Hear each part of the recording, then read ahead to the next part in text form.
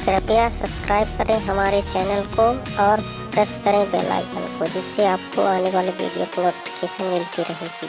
धन्यवाद।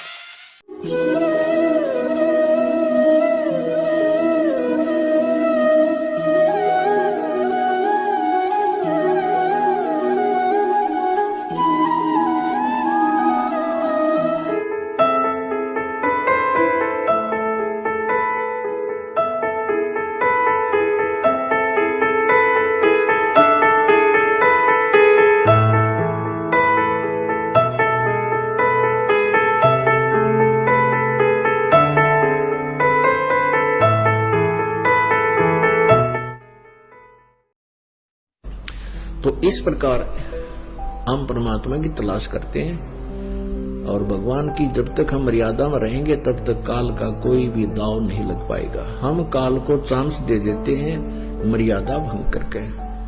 मर्यादा भंग करने में कौन कौन से विशेष हैं जो मर्यादा भंग होती है, विशेष नियम कौन कौन से जो आपको लिख कर दिए हुए हैं। उनमें से सबसे बड़ा है अभिमान, अहंकार नहीं आप में होना चाहिए।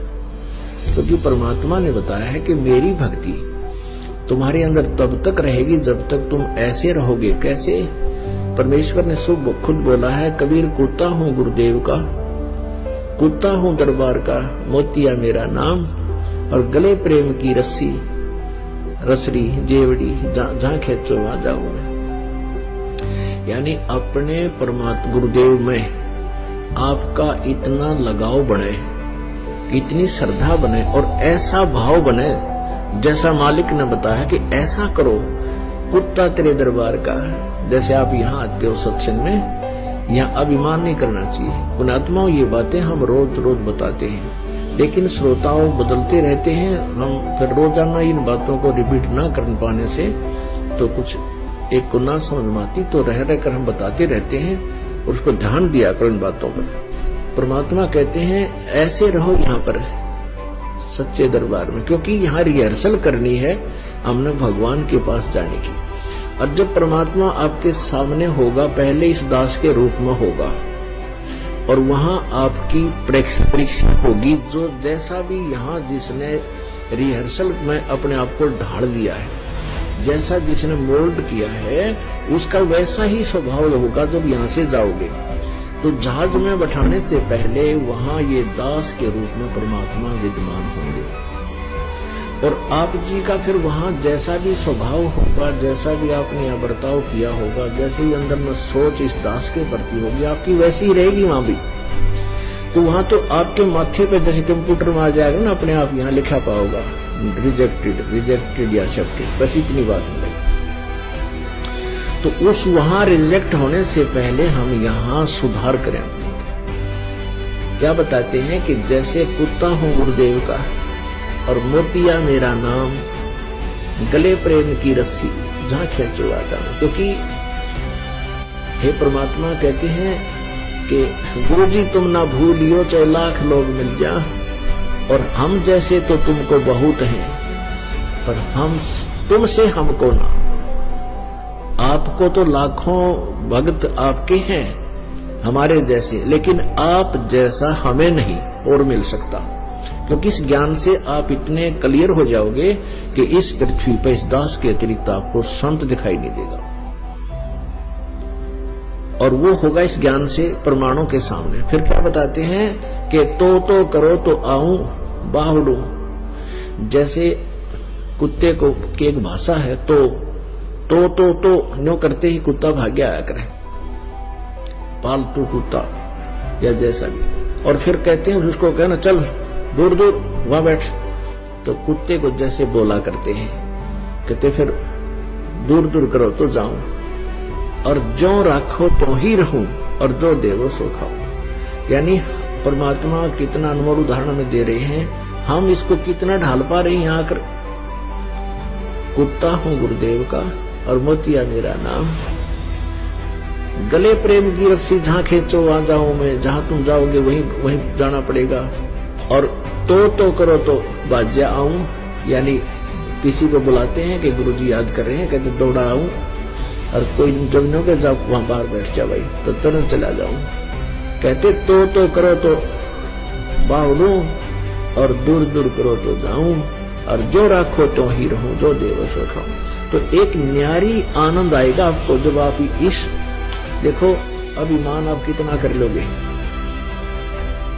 यदि किसी का शरीर का बल है कि मैं बहुत तगड़ा हूं, मैं बहुत सुंदर हूं, इसको ज्ञान से समझा जा सकता है। आज कितना तगड़ा व्यक्ति है, पैरालाइसिस हो जाए 1 सेकंड में, और पड़ा पड़ा मुंह में तो माखी लकड़न पड़े हैं, और उठन बगा भी कोई ना। और मान ले कितना सुंदर शरीर दिखाई देता आपको, इसने थोड़ा सा खर्च कर देख लो, सबका एक जैसा भाव होगा। ऊपर चाहे सुंदर है, चाहे काला है, चाहे गोरा है, अंदर मटेरियल एक जैसा है। इसमें जैसे कोई कुत्ता मरा हुआ देखा हो सड़क के ऊपर एक्सीडेंट में, उसकी कितनी दूर तक आंत लकड़ी बिखली पड़ी होती है और चाम रोड का चिपका हुआ होता, इतना गौसा आपके अपने शरीर का। तो इसमें क्या अभिमान करें। यदि किसी ने माया का अभिमान है, आपको बता दिया उन मायाला की के दुर्गति हो मरे है। परमात्मा कहते हैं, कबीर काहे गर्भियो काल गह करकेश, और ना जाने कित मारेगा के घर के प्रदेश। क्या कित मारेगा, कहाँ जन्मे कहाँ पाले पोसे, और बहुत लड़ाए लाड, और ना बेरा इस देह के कित खंडेंगे हाड। तो पुण्यात्मा इन बातों याद रखें, हम जीव हैं, हम थोड़ी सी सुविधा या कोई राज्य पद या पोस्ट प्राप्त करके, धन प्राप्त करके हम अपने आप को भूल जाते हैं। यहाँ से सारी पृथ्वी का राजा है, फिर भी वो जीव है, लेकिन वो भूल जाता है, अभिमान आ जाता है। तो अभिमान जीव का सबसे बड़ा शत्रु है। जैसे रावण ने भक्ति खूब की, और ऐसी भक्ति रावण जैसी कोई कर नहीं सकता। यहाँ से काट के भगवान का निमित्त कर दिए, जैसा किया वैसा दे दिया, लेकिन उसका अहंकार नहीं गया, और वो अहंकार उसको लेकर डूब गया। ऐसे ही भक्ति नाशक है ये अभिमान, ये जीव के आसपास भी नहीं होना चाहिए। यदि आपने सफल होना है, बाकी खरी मौज भाई किसी तरह करो, जैसा करोगे वैसा मिल ही जाएगा। अब प्रसंग चल रहा है, हम उसी पर आते हैं, क्योंकि रह कर बीच में ये बतानी पड़ जाती है कुछ मर्यादाएं, जिससे आप भ्रमित ना हो जाओ, मार ना खा जाओ।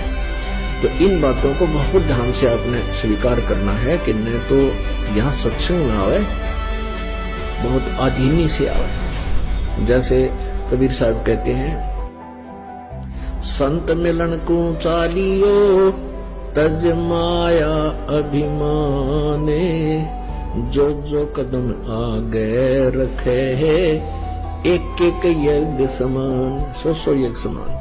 अब संत मिलन को चालिए तज माया अभिमान। जैसे कोई कितना बड़ा सेठ हो और कितनी उच्च पोस्ट हो किसी की, और उसको ये पता लग जाए, जैसे अपने फैमिली डॉक्टरों से वो ट्रीटमेंट करा रहे होते हैं, तो वो संकेत कर दे कि आप ऑल इंडिया में जाओ और इसका कंप्लीट चेक कराओ। ऐसा एक टेस्ट वहां होगा, हो सकता है आपको कोई और भयंकर बीमारी हो। फिर वो व्यक्ति जब मेडिकल की तरफ चलता है, ऑल इंडिया इंस्टीट्यूट की तरफ चलता है, उस समय उसको ना तो अपनी पोस्ट याद रहती, ना वो धन याद रहता जिसके ऊपर फूला फिरा था, उसको अपनी जान दिखाई देती। और वहां जाता है, डॉक्टर के मुंह की तरफ देखता रहता है, ये टेस्ट रिपोर्ट देख के क्या बतावेगा। और जहां कहता है यहाँ लेट जाओ, तुरंत लेट जाता है, कमीज निकाल दे तुरंत निकाल देता है, जाओ वहां खड़े हो ले जाओ ये पर्ची, वहां टेस्ट करा के तुरंत चल पड़ता है। तो ऐसे हमने यहां रहना इस परमात्मा के मेडिकल। और आपके बहुत दीर्घ रोग है, वो दीर्घ रोग कौन सा है? जन्म और मृत्यु का। और वो ट्रीटमेंट आपका यहां चल रहा है। इस ट्रीटमेंट में सबसे बड़ा बाधक ये अहंकार है। तो परमात्मा कहते हैं कि जैसे तुम इस प्रकार अपने गुरुदेव के पास जाओगे, संत मिलन को चाहिए तजमाया अभिमान, तो उस सतिथि में यहां आते हो तो एक कदम का फल आपको एक यज्ञ के तुल मिलता है। तो हमने ये सारा ही लाभ उठाना है। हम युगों युगों से भटक रहे हैं, बहुत हम निर्धन हो गए हैं, तो हमने सब प्रकार के इस धन को इकट्ठा करना है। ये सोच लिए हम इतने दीर्घ रोगी हैं, हमने ग्लूकोज भी चढ़वानी पड़ेगी और सब प्रकार के कैप्सूल भी खाने पड़ेंगे, तब हम स्वस्थ होंगे। अर्थात हमारी जन्म मृत्यु का ये रोग इस ट्रीटमेंट से कटेगा, और इसके कटे बिना हम परम शांति को प्राप्त नहीं कर सकते। हम है।